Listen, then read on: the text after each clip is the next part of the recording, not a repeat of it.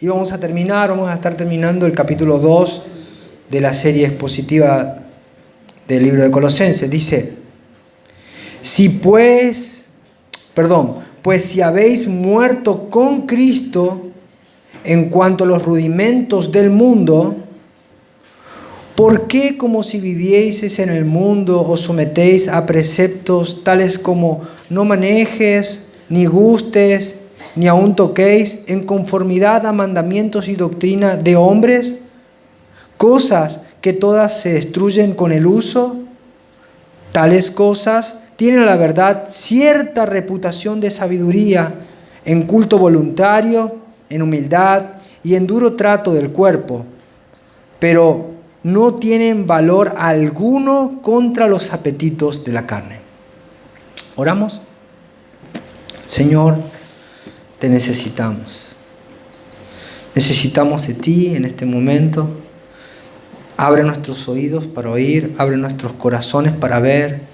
Abre, Señor, nuestra mente para entender y danos un corazón para obedecer.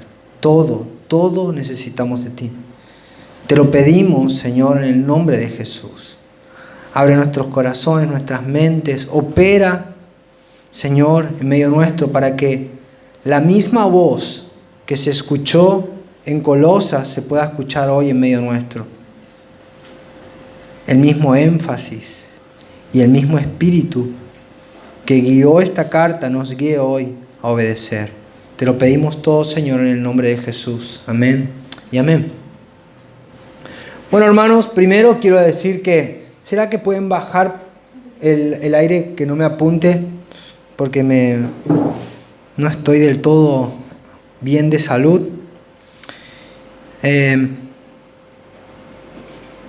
Dice nuestro texto, Pablo está refutando a los falsos maestros y está refutando falsas enseñanzas. Y las enseñanzas que estaba refutando primero era el legalismo, después el misticismo y ahora le toca el turno al ascetismo. ¿Y qué es el ascetismo? Bueno, lo vamos a ver en nuestro texto. Y yo le puse el título a este sermón, Principios reguladores de la conducta. Ascetismo, una tentación real. Bueno, nuestro texto está organizado de una manera muy simple, muy sencilla. En el versículo 20, la primera parte, Pablo afirma que el cristiano ha muerto al mundo y el mundo ha muerto para el cristiano. En el versículo 20, pero en la parte B, Pablo comienza a hacer una pregunta a los colosenses y esta pregunta los lleva a que ellos reflexionen, hasta a que ellos se examinen a sí mismos. Pablo pregunta, ¿por qué algunos todavía viven como personas del mundo? Y en la parte 3 de nuestro texto, Pablo les muestra que no hay ningún provecho en vivir de esa forma, vivir bajo las leyes y las ordenanzas y los mandamientos del mundo. Ahí no hay frutos, dice Pablo.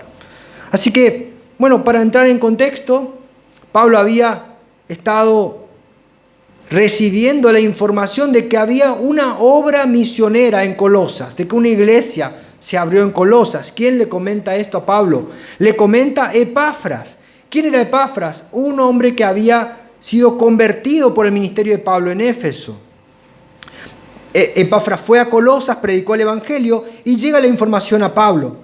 Los colosenses eran recién convertidos, era una iglesia nueva, joven, pero estaban siendo bombardeadas por enseñanzas heréticas. Así que Pablo ora y escribe la carta como una respuesta a estas falsas enseñanzas que se estaban diseminando en esta iglesia nueva. Pero fíjense, Pablo pide algo muy específico. ¿Qué es lo que Pablo ora y pide sobre esta iglesia joven y nueva de la región de Colosas? Vamos a leerlo en el capítulo 1, versículo 9. Te agradezco, hermano. Gracias, muchas gracias. Está bien.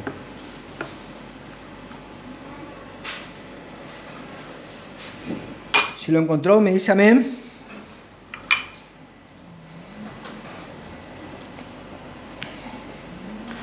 Pablo dice, por lo cual también nosotros, desde el día que oímos, ¿qué había oído Pablo? De la conversión y de la formación de la iglesia en Colosas. No cesamos de orar por vosotros y de pedir, ¿qué pedía Pablo? Fíjense, una oración muy específica. Él pedía que sean llenos del conocimiento de su voluntad. ¿La voluntad de quién? De Dios. Pablo decía, muy bien, ¿hay una iglesia nueva? Bueno, voy a pedir algo que es puntual y que es específico. Voy a pedir que sean llenos del conocimiento de la voluntad de Dios en toda sabiduría e inteligencia espiritual. ¿Para qué? Versículo 10 dice, para que andéis como es digno del Señor, agradándole en todo, llevando fruto en toda buena obra y creciendo en el conocimiento de Dios. El deseo de Pablo es que los colosenses conozcan cuál es la voluntad de Dios. ¿Por qué? Porque ellos han salido del mundo para entrar en el reino de Dios. Y esto es un ejemplo muy claro que podemos entender todo. Es que si una persona se va a vivir a otro país, debe vivir bajo las leyes del país nuevo donde va a vivir. Yo no puedo ir a vivir a un país nuevo con las leyes del país anterior, porque voy a tener problemas. Imagínense, me voy a vivir a Suiza y allá digo, bueno, yo quiero un plan. Yo quiero un plan. Yo soy de Argentina y quiero un plan. ¿Qué me van a decir los suizos?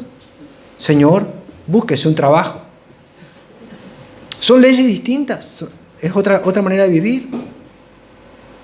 Por eso Pablo oraba para que esta iglesia joven pueda entender cuáles son las leyes a las que deben sujetarse. ¿Por qué? Porque ahora son ciudadanos del reino de Dios, del reino de los cielos. Y su clamor era muy específico. Pablo decía, oro por ustedes para que conozcan su voluntad, para que entiendan y sepan cómo es que deben vivir agradándole en todo. Colosenses capítulo 1, versículo 13 dice, el cual nos ha librado de la potestad de las tinieblas y nos ha trasladado al reino de su Hijo amado. El cristiano vive en el reino de Dios y debe conocer cuáles son las leyes del reino de Dios. Así que nosotros podemos sacar un principio muy claro en esto que acabamos de leer. Es que uno se comporta de acuerdo a dónde está viviendo. Uno siempre se va a comportar de acuerdo a las normas del lugar donde esté viviendo. Y el reino donde uno vive es quien pone las leyes que van a regular nuestra conducta. Por ejemplo, mentir en el mundo es una manera de comunicarse. Es algo gracioso. Hay mentiras de colores, blancas, amarillas, celestes, mentiras piadosas. Pero en el reino de Dios, mentir es un pecado y no hay una gama de colores que la defina. Es un pecado. Solamente es un pecado y está prohibido. Y si vivimos en el reino de Dios, necesitamos conocer la voluntad de Dios para vivir de la manera que a Él le agrade. Y saben, hermano, esto no nos va a venir por una luz mientras dormimos, o no nos va a caer la revelación en sueño, o no nos tienen que imponer la mano para que entendamos. Necesitamos hacer algo mucho más práctico y al alcance de todos. Ir a la palabra de Dios y estudiar conscientemente y ver qué es lo que a Dios le agrada y cuáles son las leyes que Él manda sobre mi vida, cómo debo agradarle. Así que la pregunta que debemos hacernos es, si somos hijos de Dios, ¿estamos estudiando la Biblia para conocerle y obedecerle? ¿Es nuestro deseo vivir bajo las leyes de nuestro Rey? Y Pablo usa un argumento. El argumento del autor es muy fácil, simple. ¿Por qué el creyente debe vivir cada día de su vida para agradar al Señor? ¿Por qué? ¿Por qué? Dice nuestro texto, versículo 20. Pues yo podía reemplazarlo por ¿por qué? Porque habéis muerto con Cristo en cuanto a los rudimentos del mundo. ¿Por qué yo debo vivir de una manera que le agrade a Dios? Sencillamente porque estoy muerto. He muerto. Porque morí con Cristo. Gálatas capítulo 2 versículo 20 dice: con Cristo estoy juntamente crucificado y ya no vivo yo. Se terminó mi vida. El argumento de Pablo es: usted tiene que vivir como a Dios le agrada porque usted está muerto. Porque yo estoy muerto. Y ya no vivo yo, sino que vive Cristo en mí. Y lo que ahora vivo en la carne, lo vivo en la fe del Hijo de Dios, obedeciendo a Dios, el cual me amó y se entregó a sí mismo por mí. Al unirme por la fe a Cristo, el creyente muere. Muere a su propia vida y muere para el mundo. Acá tenemos otro principio muy claro. Si una persona es de Cristo, va a vivir de acuerdo a la voluntad de Cristo. Pero parece que los colosenses estaban siendo influenciados por personas que los estaban llevando a que vivan de acuerdo a las leyes de este mundo. Así que Pablo les hace una pregunta para que ellos se examinen. La parte B de nuestro texto dice: ¿por qué como si vivieran aún en el mundo se someten a preceptos tales como no manejes, no toques, no gustes, en conformidad a mandamientos y doctrinas de hombres? Cosas que todas se destruyen por el uso. Pablo hace una pregunta, pero la pregunta tiene un fin. El fin es que se autoexaminen. Y esto era algo muy común en Pablo. Pablo constantemente decía: ustedes deben examinarse y ver si están en Cristo. Segunda de Corintios capítulo 13 versículo 5 dice Pablo, no a Colosas sino a Corintios, y usa el mismo principio, dice: examínense para ver si están en la fe. Pruébense a sí mismos. ¿No se dan cuenta de que Cristo está en ustedes? A menos que fracasen en la prueba. Pablo está usando el mismo principio. Le pregunta: ¿por qué como si vivieran en el mundo os someten a preceptos tales como no manejen, no gusten, ni aun toquen, en conformidad a doctrinas y principios de los hombres? Cosas que se destruyen con el uso. ¿Por qué, si ustedes son de Cristo y han muerto con Cristo, por qué ahora se comportan como la gente del mundo? A menos que no estén en Cristo. Otro ejemplo de que Pablo está llamando a la autoexaminación. Primera de Corintios capítulo 11, versículo 28. Así que cada uno debe examinarse a sí mismo antes de comer el pan y de beber la copa, porque el que come y bebe sin discernir el cuerpo, come y bebe su propia condena. O sea, Pablo utiliza esta herramienta y llama a las personas a que cada uno se examine a sí mismo. Si una persona está en Cristo, va a ser evidente o no es cierto que esa persona está en Cristo. Así que nosotros debemos dejar que la palabra de Dios nos examine y que nos muestre qué es lo que hay en nuestro corazón. Pero el examen no debe ser de acuerdo a lo que yo creo o lo que a mí me gustaría o lo que yo pienso o lo que yo hago. El examen debe ser de acuerdo a lo que la palabra de Dios y las leyes de Dios dicen.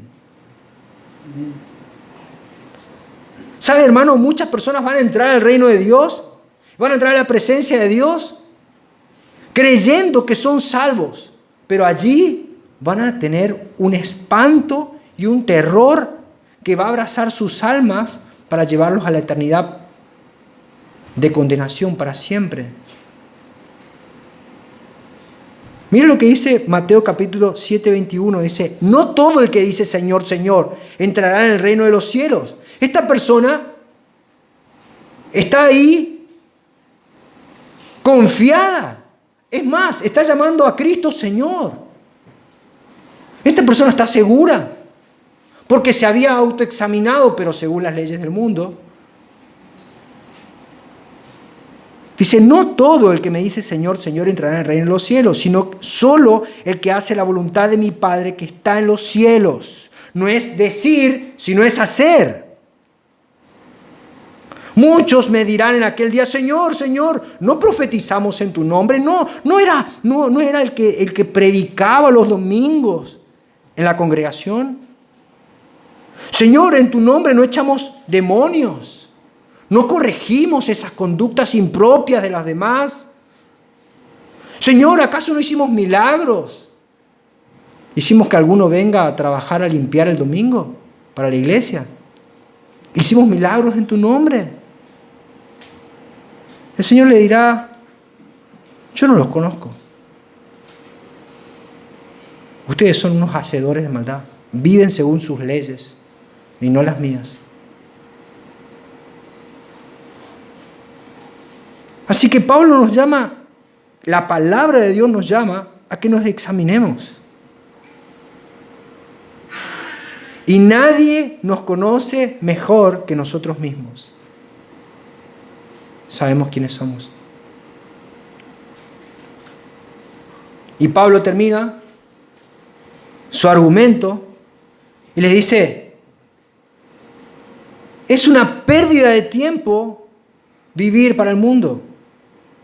Es mucho mejor obedecer a Dios. ¿Por qué? Porque sus leyes son eternas, no cambian, no son perecederas. Ahora todo tiene fecha de vencimiento. Yo me acuerdo cuando era joven, no existía eso. Ahora todo tiene fecha de vencimiento. Pero las leyes de Dios no vencen. Antes, debemos entender que las leyes de este mundo, de los hombres, son perecederas. Cambian constantemente. Miren lo que dice nuestro texto, versículo 23. Tales cosas tienen la verdad cierta reputación de sabiduría en culto voluntario, en humildad, en duro trato del cuerpo, pero no tienen valor alguno contra los apetitos de la carne.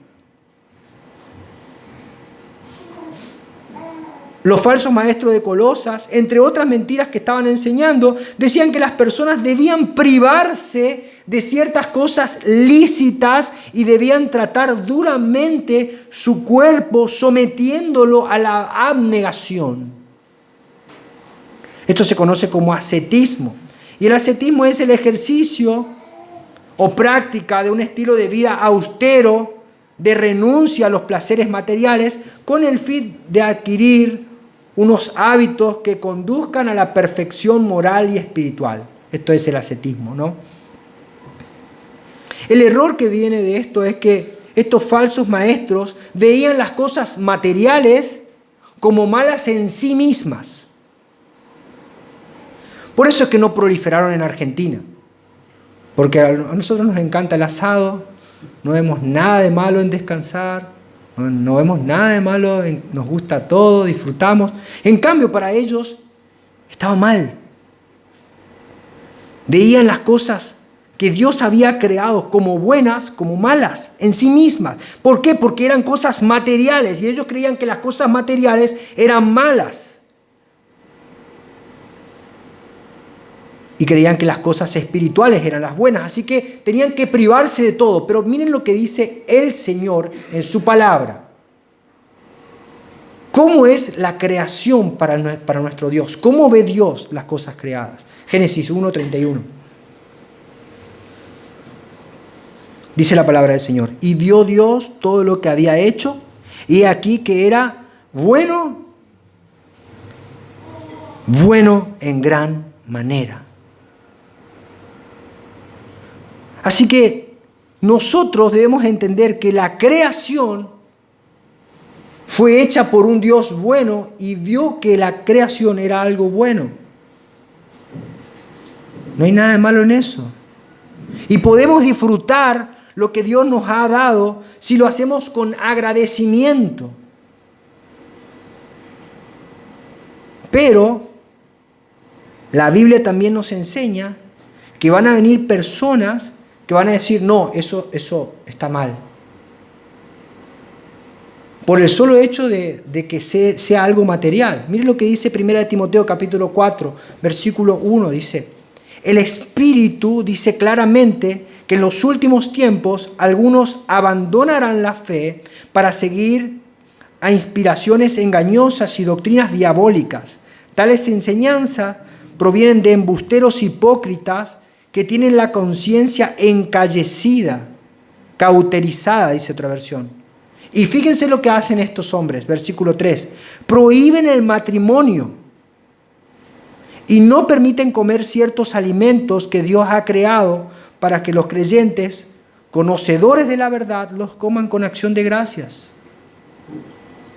Todo lo que Dios ha creado es bueno y nada es de despreciarse si se recibe con acción de gracias, porque la palabra de Dios y la oración lo santifican.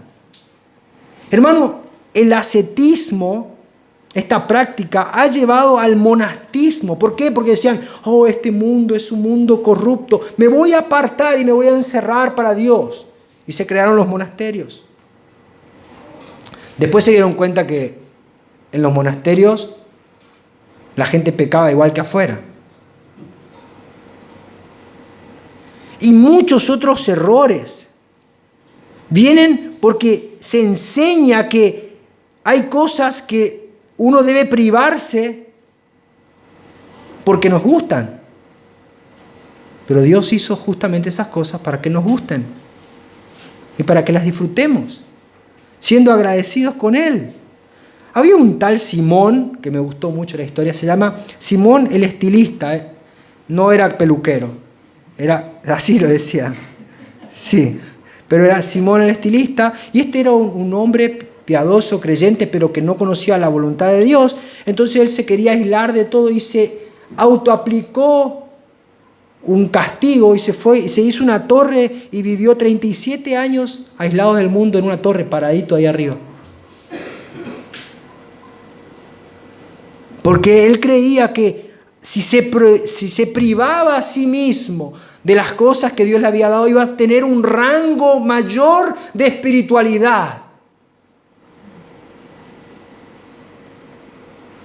Otros, dice, van a prohibir que se casen. ¿Por qué? Porque si no se casan van a servir mejor a Dios. Y esto hace hoy la falsa iglesia católica. Prohíbe que los sacerdotes se casen. Porque de alguna manera ellos interpretan que el hombre célibe va a servir mejor a Dios.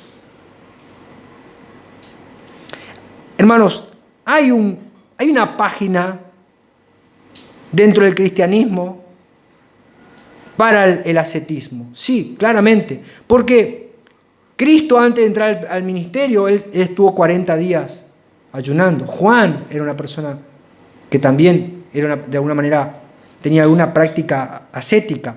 Pero de ninguna manera esto debe generalizarse. O sea, yo decido hacer esto y ahora vos tenés que hacer lo mismo. Generalizar algo que una persona voluntariamente quiere hacer es un pecado. ¿Por qué? Porque nosotros tenemos que tomar todo lo que Dios nos ha dado como un regalo. Y si nosotros entendemos que lo que Dios nos da es algo bueno, no vamos a caer en el error. Pero si entendemos que hay algo que Dios hizo que está mal, entonces ahí comienza el error.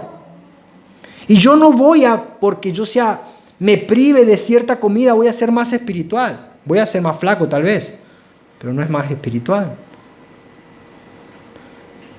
Por ejemplo, el ayuno. Uno se priva de alguna comida para buscar a Dios, pero uno no puede entender o no puede mirar a la comida como mala en sí misma. Y que si yo no como asado, nadie come asado. Es un error. Es un error. Lo mismo pasa con la oración. Hay personas que son muy oradoras, y oran tanto que no quieren estar con su esposa o con su esposo porque oran. 1 Corintios capítulo 7, versículo 3. Dice, el hombre debe cumplir su deber conyugal con su esposa, igualmente la mujer con su esposo. La mujer ya no tiene derecho sobre su propio cuerpo, sino su esposo. Tampoco el hombre tiene derecho sobre su propio cuerpo, sino su esposa. No se nieguen el uno al otro, entre paréntesis, a no ser de común acuerdo y solo por un tiempo para dedicarse a la oración. No tarden en volver a unirse nuevamente, de lo contrario pueden caer en tentación de Satanás por falta de dominio propio. El error aquí, ¿saben cuál es? Es de querer ser más espirituales de lo que Dios quiere que nosotros seamos. No, mi amor, no me mires, voy a orar.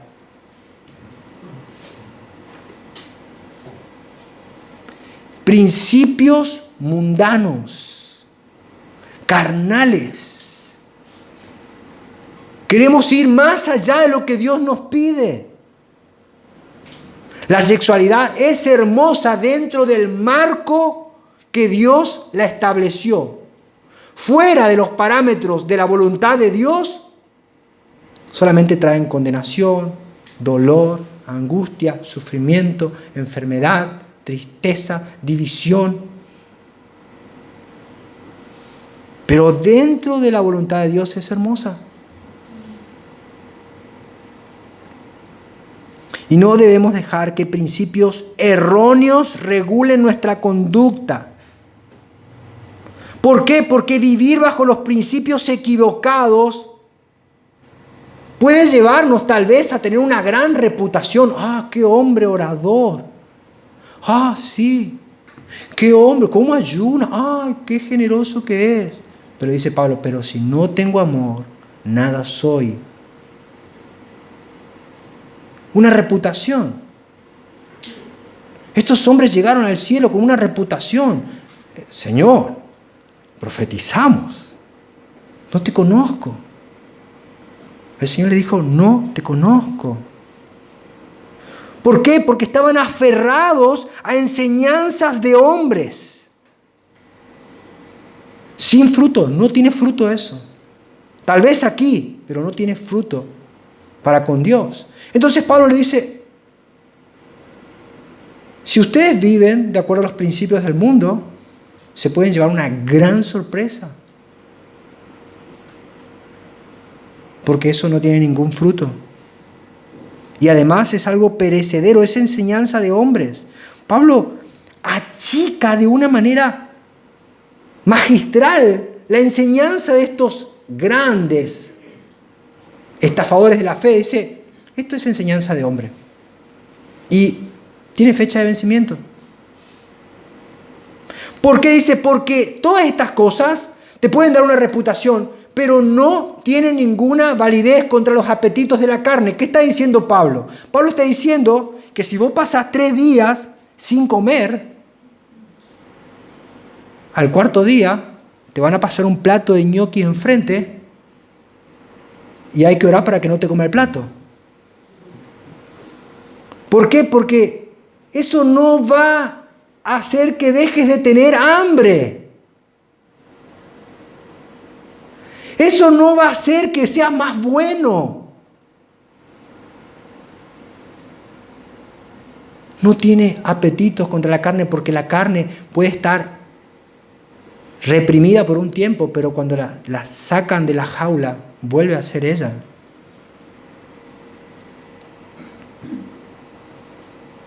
Lo único que va a cambiarnos es entender que Dios nos ha salvado y ahora estamos viviendo para Él y que no es lo que nosotros hagamos, sino lo que Él hizo por nosotros. Y si nosotros vivimos en una conexión y una dependencia absoluta de Él, vamos a aceptar lo que Él dice y vamos a tratar de vivir con agradecimiento por todo lo que Él nos da.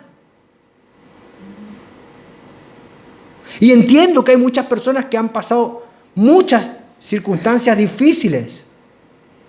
Hay personas que vivieron periodos posguerra donde comer un poco de pan extra era algo terrible. Yo conozco gente, ancianos ya, que juntan las migas de pan y las guardan para comerlas, porque para ellos es un pecado comer en exceso. Pero es algo que le quedó a ellos. Y después tratan de imponer eso a sus hijos. Otras personas que tal vez sufrieron algún tipo de trauma en la sexualidad y después no quieren tener relaciones porque ven a la sexualidad como algo malo. ¿No es así? Dios nos ha dado, por su generosidad, su amor, y nos ha dado todas las cosas que nosotros podemos disfrutar dentro de su voluntad con agradecimiento. Y esto nos conecta directamente con el Evangelio. ¿Por qué? Porque el Evangelio es poder de Dios. ¿Para qué? Para vivir una vida agradándole a Dios. Y una persona que no ha cambiado o que su conducta sigue igual a la que era antes en el mundo, que ahora que viene a la iglesia, esa persona no ha sido transformada por el Evangelio. Sencillamente es una persona que no evidencia un cambio. Y si una persona no evidencia un cambio en su conducta, es porque esa persona no ha experimentado el poder de Dios. Sencillamente. Puede tener una comprensión de Dios, puede venir a la iglesia, puede servir en un ministerio, pero si su vida no ha sufrido un cambio en el que se evidencia que ahora vive según las leyes de Dios, esa persona no es salva. Y necesita arrepentirse. Necesita que su corazón sea cambiado. ¿Por qué? Porque el cristiano se conoce por cómo vive, no por lo que dice o por lo que sabe. Por los frutos. Mateo 7, capítulo 16 dice: por sus frutos los conoceréis. ¿Acaso se recogen uva de los espinos o higos de los abrojos? Así, todo buen árbol da buenos frutos, pero el árbol malo da malos frutos. No puede el buen árbol dar malos frutos, ni el árbol malo dar buenos frutos. Todo árbol que no da buen fruto es cortado y echado en el fuego. Así que, por sus frutos se conoce al creyente. Se conoce al creyente por donde pone su confianza, sobre quién edifica su vida. Cualquiera que me oye estas palabras, dijo Jesús en Mateo 7:24, y las hace, le compararé a un hombre prudente que edificó su casa sobre la roca. Descendió la lluvia, vinieron ríos y soplaron vientos y golpearon contra aquella casa y no cayó porque estaba fundada sobre la roca. Pero cualquiera que me oye estas palabras y no las hace, no es solamente oír, es obedecer. Le compararé a un hombre insensato que edificó su casa sobre la arena. Y descendió lluvia, vinieron ríos y soplaron vientos y dieron con ímpetu contra aquella casa y cayó y fue grande su ruina. El Evangelio realmente ha llegado a nuestras vidas cuando se evidencia por nuestra conducta lo que nosotros creemos, cuando se manifiesta en nuestro diario vivir, cómo vivimos, cómo hablamos y lo que amamos. Hay una frase de Spurgeon que la estuve compartiendo en estos días. Y fíjense lo que dice: otra prueba de la conquista de un alma para Cristo se encuentra en un cambio de vida real. Si alguien no vive de forma diferente a como lo hacía antes, tanto en casa como fuera de ella, su arrepentimiento es algo de lo que debe arrepentirse y su conversión es una ficción.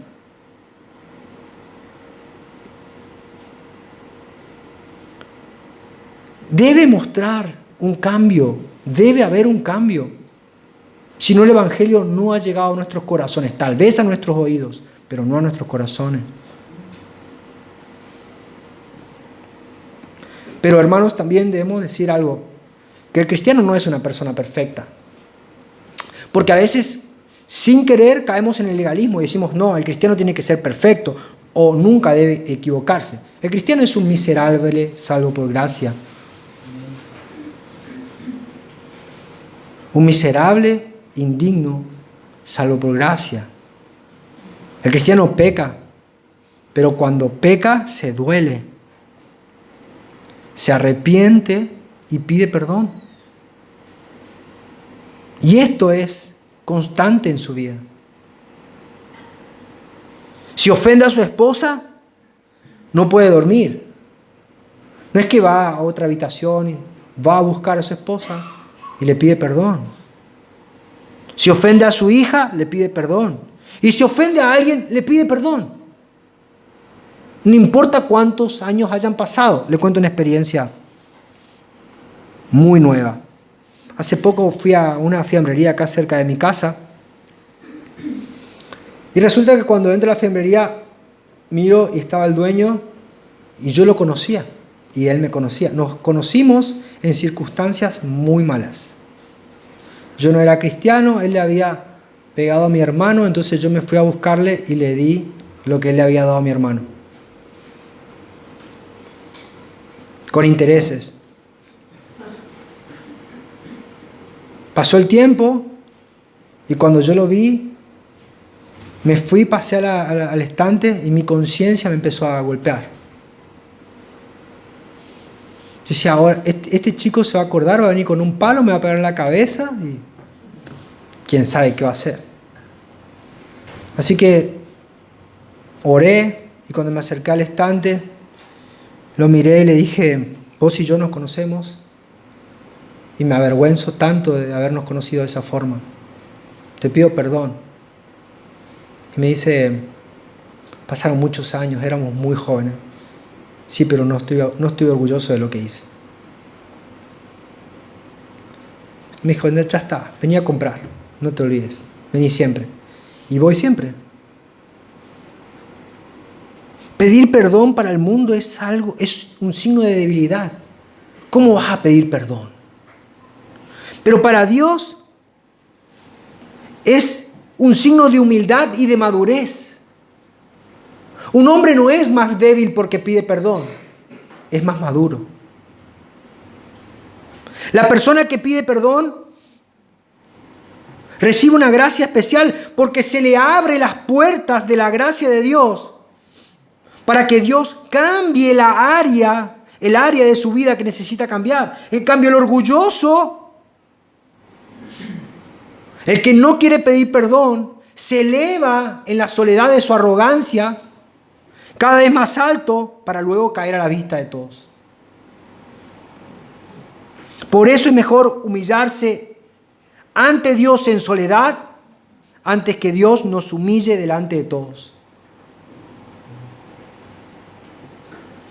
Y si realmente hemos creído y obedecido el Evangelio, nuestras vidas deben reflejar a nuestro Señor. Juan dice así: si alguno dice yo le conozco y no guarda sus mandamientos, el tal es mentiroso y la verdad no está en él. Pero el que guarda su palabra, en este verdaderamente el amor de Dios se ha perfeccionado. Por esto sabemos que estamos en él. El que dice que permanece en él debe andar como él anduvo. Si el Evangelio no me hizo más como Cristo, entonces es mejor que no diga que soy cristiano. Si el Evangelio no me hizo parecer más a mi Señor, es mejor que no ande diciendo por ahí que soy cristiano, porque no lo soy. Y estoy añadiendo a mi pecado una mentira.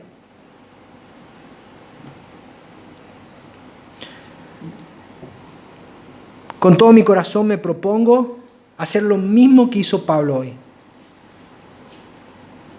Quiero hacer las mismas preguntas y que el Espíritu Santo pueda llevarnos a examinarnos. Y la pregunta va a ser tal vez más sencilla. ¿Estás en Cristo? ¿Estás en Cristo? ¿Se puede ver en tu diario vivir? ¿Cuáles son las leyes que influencian más sobre tu vida?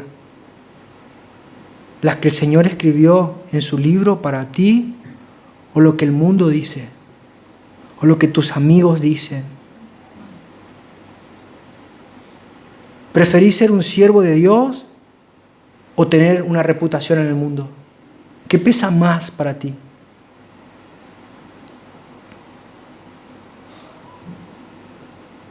Y con estas preguntas yo quiero que todos seamos llevados por la gracia de Dios a examinarnos. Y si estamos aquí hoy siendo reprendidos por Dios, que no endurezcamos nuestro corazón, sino que nos arrepintamos y clamamos a Dios por su misericordia. Hacer una oración sencilla, simple. Podríamos decir tranquilamente: Señor, mis pasos atestiguan contra ti. Mi lengua me condenará si no me arrepiento. De la misma manera que Pablo, yo te he seguido de lejos. Que Pedro, yo te he seguido de lejos. He preferido el fuego del mundo que el calor de tu amor. Mis labios, cuando estoy rodeado de la gente del mundo, son igual o peor que ellos. Señor, cámbiame, te lo suplico. No quiero negarte más. Señor, si voy a caminar por calles de oro, debo caminar en tu voluntad hoy.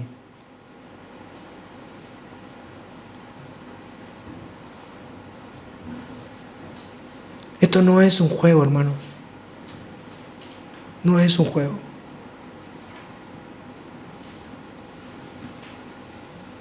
Es un llamado de Dios a que reaccionemos, a que nos evaluemos, a que nos examinemos. A que digamos con nuestro corazón abierto: ¿qué pesa más para mí? ¿Lo que dice el mundo? ¿Mis amigos? ¿Qué pesa más para mí? ¿La reputación de lo que van a decir? ¿O mi Señor que murió en la cruz por mí?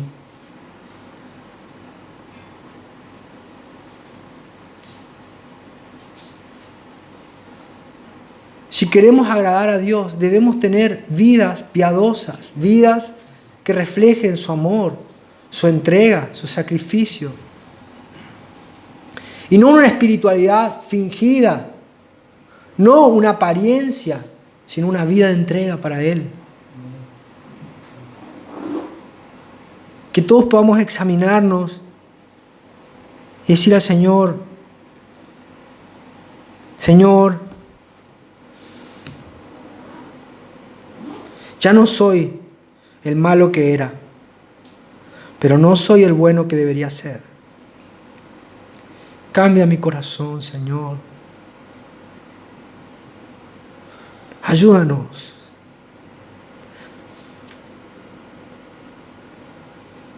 Claramente necesitamos volvernos a tu palabra, porque o este libro me aparta del pecado, o el pecado me apartará de este libro. Señor, cámbiame, transfórmame. Hazme más como tú. Te lo pido todo, Señor, en Cristo Jesús. Amén y amén.